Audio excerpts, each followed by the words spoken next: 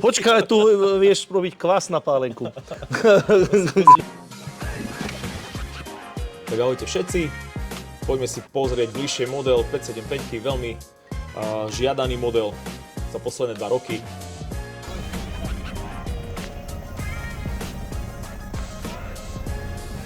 Poďme sa pozrieť, aké má tá 575 odkladacie priestory. Poďme si to prejsť. Začneme s udicami, keď sme sa o nich bavili. Poďme si pozrieť. Čo myslíš, koľko ľudí sa sem zmestí? Hoď koľko. Vrchná rada.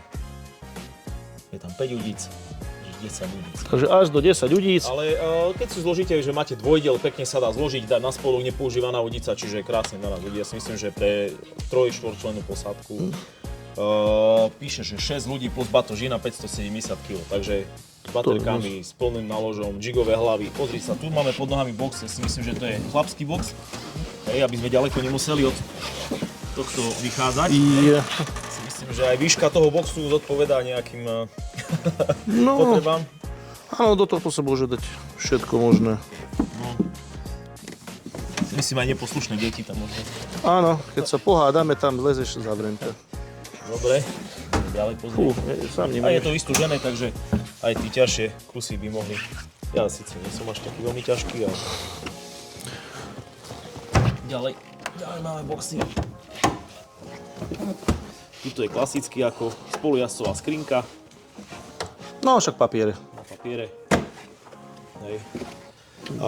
Tento priestor je zaujímavý, môže byť aj na druhej strane, čiže dá sa zvoliť, hej. Niekto si sem aj umiestňuje, keď máme tieto, ako to volám, že radiátory od Garminu, tak si ich dá aj sem, hej, že dá sa umiestniť. A pekne je to nasvietené, takže to aj dobre vyzerá. Niekto si dá ešte plexisklo, aby to bolo tam, že schovaného. No, to je celkom super. No a čo sa týka lovného miest, keď sa chytá, tak, kde by si asi ty zvolil? Klasika tu vpredu, len potom by sme sa museli namontovať ďalší sonár, ale napríklad tu vpredu, odtiaľ by sa aj dvaja. Je tu toľko miesta, že dvaja, ale z tejto lodi traja není problém, síce asi až tak prítulné už to už prestroch nebude, alebo väčšinou rybári chodia takto vo dvojici, ale tu je toľko miesta, že v pohode aj dvaja. Ako je to super a tiež dobre. akože vystúpiť to je super. No, vpredu máme ďalšie 2 boxy. Obidve strany. Aha, tu mám prihľačové cyklo. Aha, není to prepojené, takže je to toľko, čo vidíme, ale pekne posvietené aj v noci, hej, čiže ja si myslím, že bajočko, ak poviem, že bezpečnostné veci sem dávať ako vesty, lana a tak ďalej, to je úplne... Tie sú vystúžené, podsvietené, čiže máme kovové aj zámky. Tuto máme prípravu ešte, keď si môžeme pozrieť na predný elektromotor, čiže sonár, to sú tepelné, vodeodolné ističe.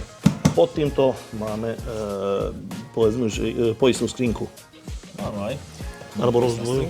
Áno, tam sa dá vlastne ešte, je tam napájacie konektory na rôzne príslušenstvo, čiže sa dá vyviesť kábel rôznymi otvormi, plošina na umiestnenie predného motora. Takéto krásne vyklapateľné rohatinky, hej, čiže sú to strana. Ďalší box. Počkaj. Možnosť tam vlastne umiestniť asi tuším aj šuflík, hej? Áno. Proti vlnobytiu, hej, takže toto môžeme zavrieť. Pozrieme to, vyskúšame. A úplne človek zostane suchý. Áno. No, to je super. Tuto hociaké krabice ináč zašupneš, alebo jedlo, pitie, to už je na tebe. Ak si tu človek dá cyklonohu, chce chytať tam nejaké 10, alebo držiaky na nápoje, hej, čiže na flašku, na ulivo, klaxon. Tuto ešte môžeme si pozrieť, čo tu máme na palubovke. Tu je nejaká USB nabíjačka, čiže veľmi praktická, áno. Tak sa aj proti šmikov podložku na tento nepoškrabateľný povrch. Volant nastaviteľný. Ukáž nám, ako sa dá nastaviť volant ešte. V prípade pristávania. Takže v tomto prípade... V takomto posede. V podstate vidím pekne na čelo.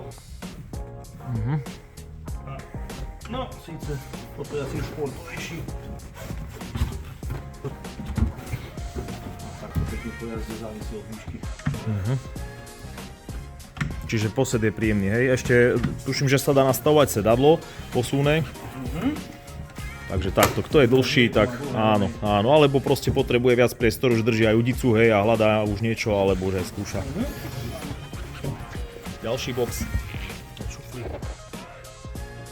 Identický máme aj. Áno, čiže veľmi praktický, výsledný šuflík. Ešte najlepšie je toto. Držiaky na 3 prúty, ktoré chcete mať hneď po ruke. Čiže tuto tiež vravím, odkladací priestor môže byť identický ako aj na tejto strane, hej, že, čiže nemusí to byť tam zorganizované takto. Tiež držiaky na nápoj aj vzadu. No. Všetko pekne Tu nasvietené. obrovský priestor, kde máme odložené vymeny. No, Tuto ešte sedačky, hej, takže tuto je krásne miesto. Tuto ešte na klieške, nôž a rýchle príslušenstvo, hej. A držaky na nápoje hneď vedľa ruky, čiže ak si to môže dať kľudne sonár a pohodlne z miesta chytať na otáčanie sondy. A takto sa dá chytať. Keď ho zavážia, tak si to vie. Ďalej tu máme ešte jednu nádrž. Aha, aj tu mám. Štartovanie motora. Áno, to je celkovo zdroj a toto je vlastne štartovacia batéria. Toto je na lyžiarsku tyč alebo na cyklosedadlo. A ďalej tu máme box ešte s oxigenátorom. Boxík s oxigenátorom, čiže nástraha vydrží aj úlovok chytený. Komplet s čerpadlom, osvetlením a je časovým nastriekávaním vody alebo poprípadne zapnutím toho oxigenátora, hej, na tvorbu. Dá sa použiť ako aj tiež na nápoje alebo nasypať tam ľad. Ak chceme vystúpiť z lode, tak toto chytím, otvorím.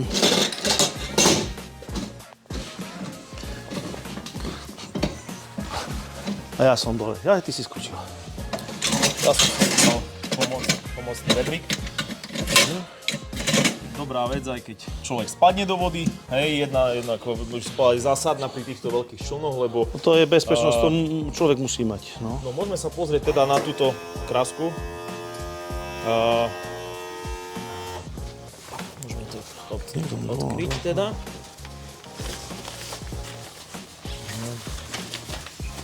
Takže...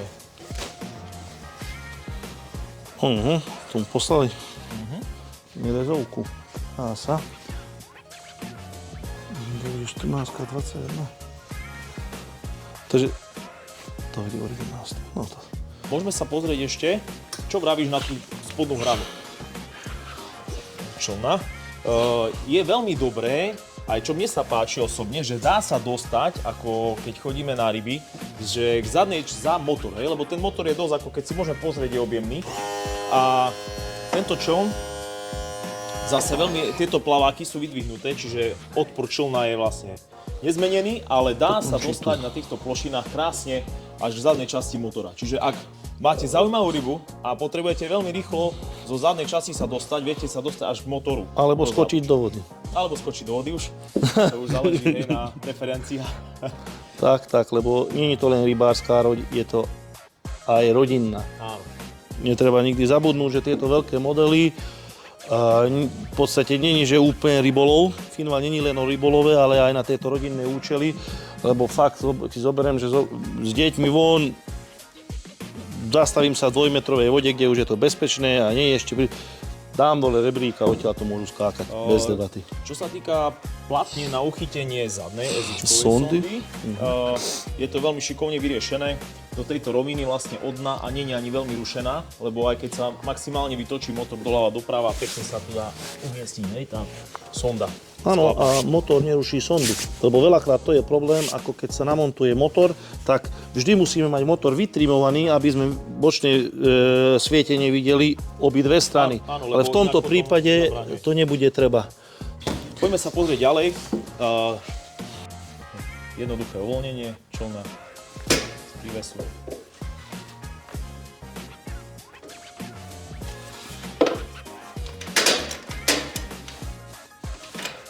A koniec. Dobre, prívesy, čo by sme k tomu povedali? Dvojnápravový príves, brzdený. Letko. Takže priamo takto môžeme natlačiť do vody, nemusíme nič vyťahovať, naťahovať. V podstate tieto letkové prívesy už nastavujú nový štandard na... Tieto letkové prívesy nastavujú už nový štandard, lebo v podstate vždy to dať pred štabulu a tak ďalej. Takto len odopnem bezpečnostné prvky a idem do vody priamo, nemusím odpájať príves. Pri cúvaní mi svieti dozadu, takže ak náhodou to nalodenie robím v noci, tak vidím. Hej. Čo sa týka týchto lyžín a rolní, to je viacero názorov na to, ale tieto lyžiny, ak sa často, čo prepravuje veľké vzdialenosti, veľmi bezpečnejšie doporučoval, lebo predsa na tých kolieskách to drží iba na tých gurtniach. Ale čo sa týka týchto lyžín, a absolútne nie je problém, ak je dostatočná hladina, tak dobre sa aj naloďuje, aj dobre sa začne spúšťať čln na vodu. Jediné čo na tých kolieskách, vravím, že dá sa aj tie rolne, ale je to dosť presné kvôli týmto orezávacím hranám a aj navádzanie, takže... Toto je ako prizvarené. Ináč na týchto nových modeloch prívesov sa mi strašne páči táto časť.